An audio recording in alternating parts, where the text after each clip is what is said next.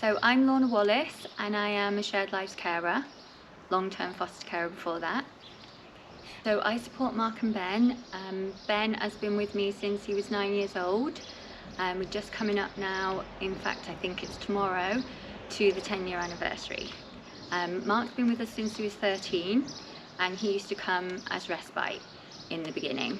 And then over the years it was more and more, and then came to live with us permanently around 16 years of age. And he's 22 this year.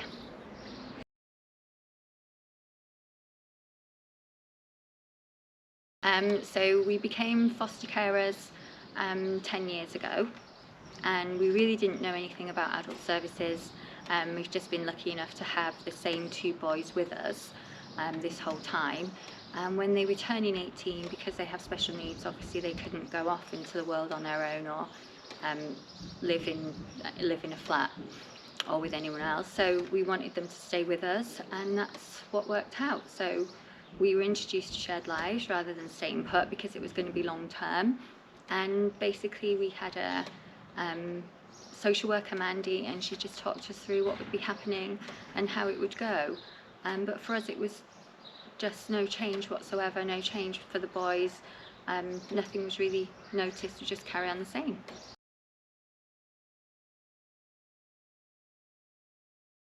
Well, I suppose it's a little bit different for us, but it's just, Mark and Ben are just very settled with us. It just seems like a much calmer, more family environment.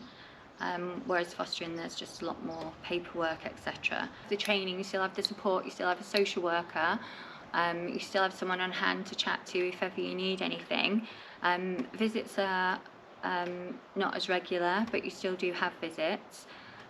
Someone's always there to support you if there's any questions or anything you need to know. There's other carers that you can speak to for support as well. But it's just less intrusive than fostering. It's very much more a family environment.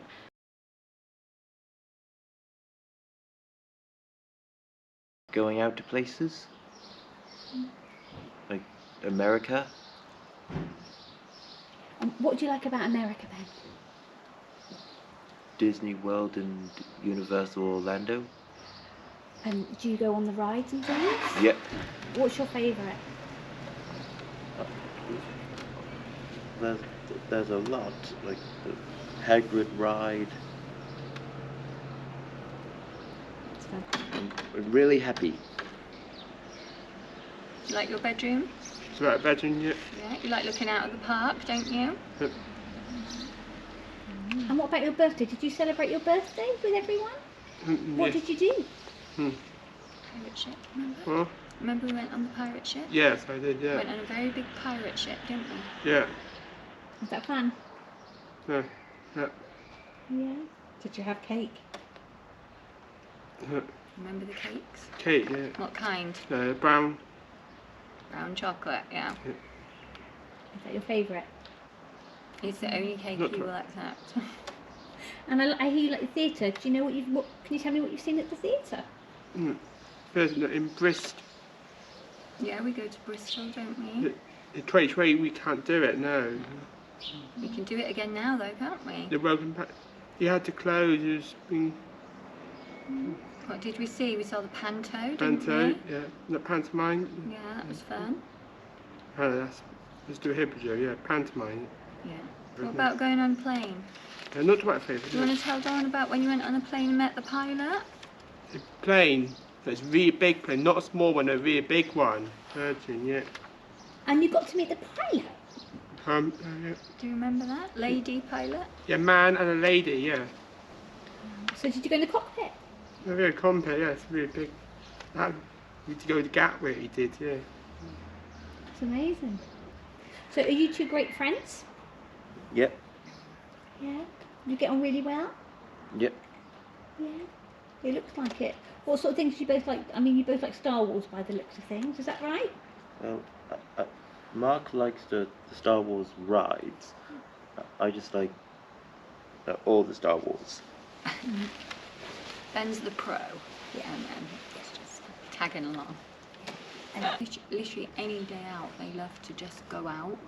So we sometimes go to maybe Bristol for lunch, and then go to the walking around, like to the Cabot Tower, and you know, walking around the parks and things like that.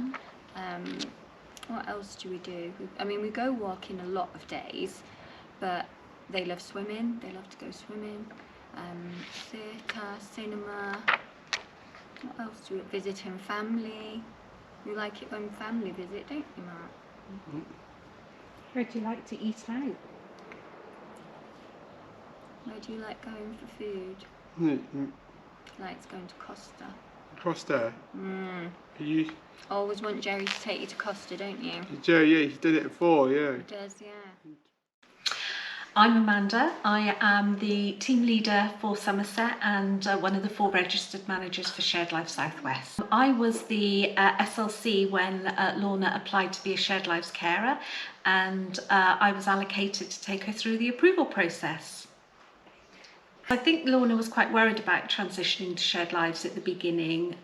Fostering, and it has to be because it involves children, is quite rigid in a lot of its expectations on you as a carer, and understanding the difference to what happens with a child and how a child is supported, and then what happens when you turn 18 and the complete difference in supporting an adult. It's quite difficult to get your head around it to begin with, so we had lots of conversations about, you know, how different it was going to be, what our expectations were, how we needed her to involve her care and support. Up to then it had been very much organising what the boys did, when they did it, writing reports, reporting back to social workers, a sort of an ongoing observation, and the idea that now they were 18, they were adults and were able to make their own decisions. But that isn't necessarily something you can do straight away from day one. You've got to be kind of supported to learn how to do that. And I've seen Lorna blossom. Her confidence, her self-reliance has grown incredibly, and I've seen, yeah, both men blossom too. They'd always had a very loving, supporting family here, but they've been able to go on and do more experiences, go on holidays, go to America, go in planes, and I think the continuity of not having to move has just allowed them to relax and grow more into the people that they want to be.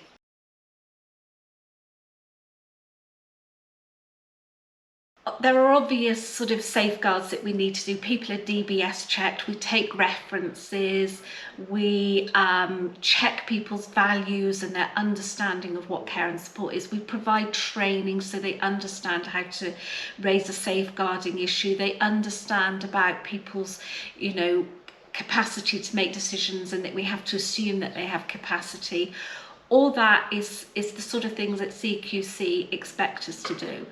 But I think our other role is very much to create a non-judgmental relationship so that you can have honest and frank conversations. None of us get it right all the time. We're human, we get stressed, we get tired, we make mistakes.